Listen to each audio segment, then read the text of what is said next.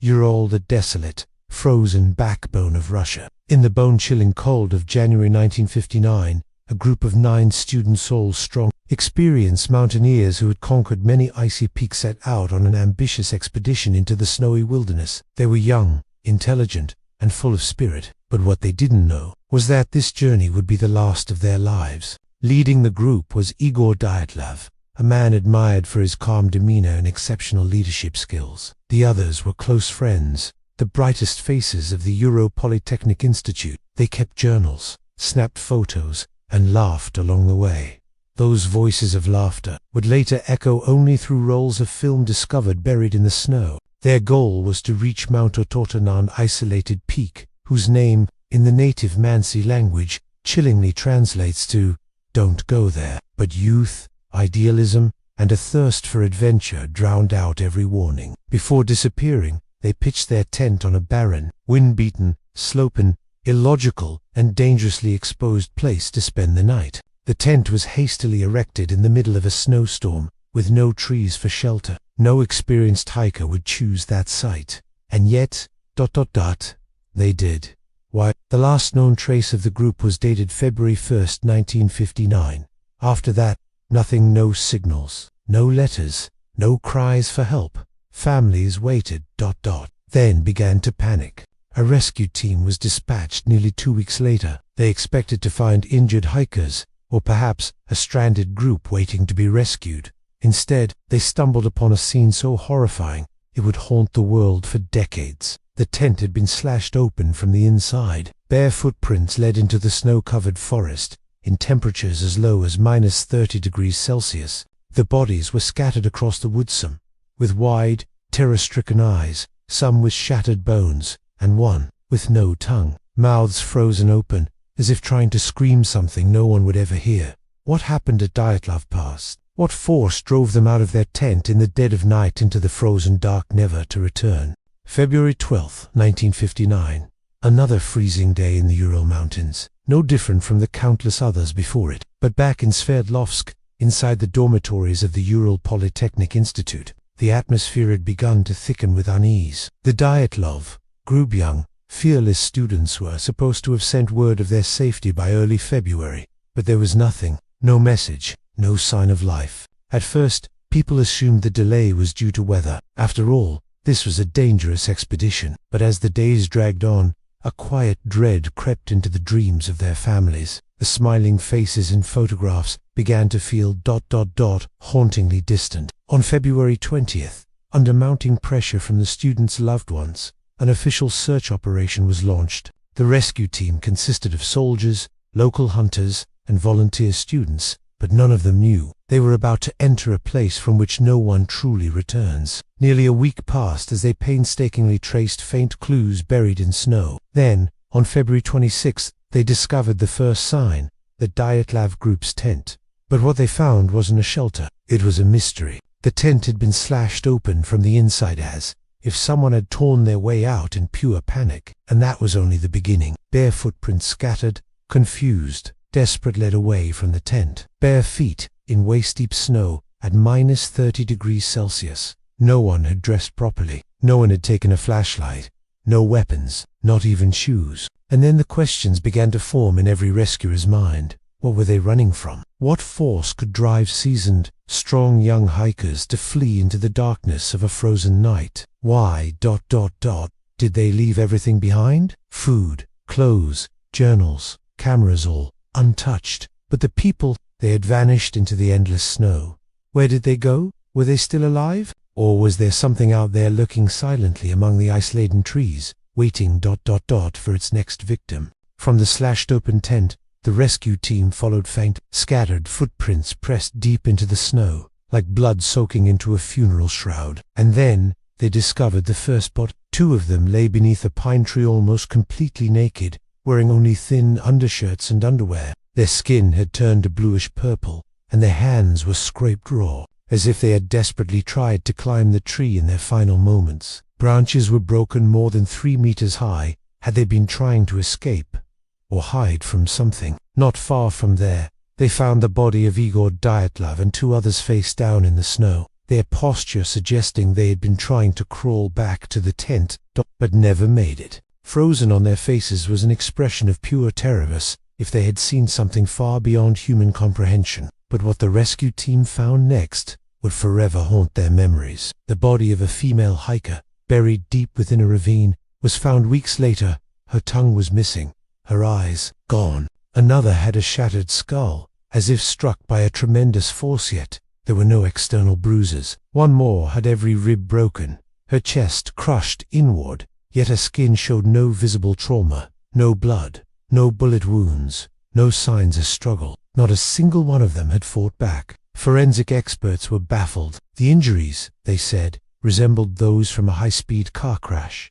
But how could such catastrophic damage occur in the middle of the snowy wilderness, with no vehicles, no witnesses, no attackers? Every rational theory fell apart. Something is deeply, terribly wrong in Dyatlov Pass. Something had killed them silently, swiftly, brutally, and without leaving a trace. It couldn't have been human. It couldn't have been an animal. So what was it?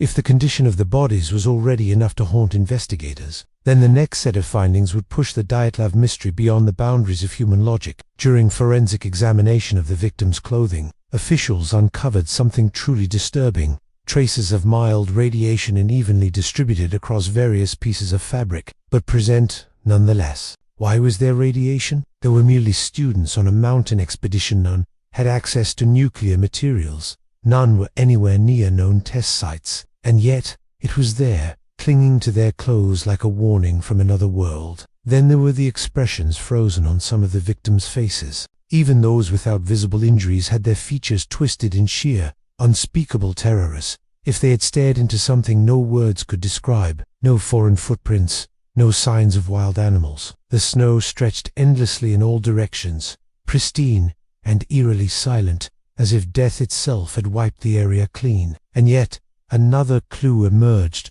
from far beyond the crime scene. Locals living near the Ural Mountains came forward. On the night the Dyatlov group perished, many reported seeing strange lights in the sky. Not meteors, not flares, but something else, a silent, glowing light, pulsing in hues of blue and white, drifting across the dark heavens, then vanishing without a trace. The Soviet government responded with absolute silence. No explanation, no denial. The case was closed hastily, sealed under a thin veil of bureaucracy. But behind that veil lurked unanswered questions too vast to ignore. Radiation, faces frozen in terror, a light not of this world. So what did the Dyatlov group encounter that night? Something from the sky, a being beyond human comprehension, or worse yet, did they unknowingly wander into a secret experiment, one where anyone who sees the truth never lives to tell it? After the bodies were recovered, after the cold lights of the autopsy room and stacks of detailed reports, a chilling void remained. No one knew what had truly happened, and so the theories began to surface, each one carrying its own brand of horror. Theory 1. Animal attack. A bear, perhaps. Wolves. But no, there were no bite marks, no claw wounds, no blood. Not a single trace suggesting that a wild animal had killed them, except for the invisible terror still frozen on the victims' faces. Theory 2. Avalanche. But if it was an avalanche, then why was the tent still standing? Why were the bodies scattered, with some found nearly 2 kilometers away? Why would they slash open the tent and flee almost naked, leaving all their gear behind? It didn't fit. It didn't make sense. Theory 3. A top-secret military experiment. Could the Dyatlov group have unknowingly entered a Soviet weapons testing zone? Radiation, strange lights, and a haunting silence from the authorities. The case was closed quickly. Documents were censored. Questions left forever unanswered. Something had been covered up. Theory for UFO encounter, or a being not of this world. Some claimed they had seen or come face to face with something not human.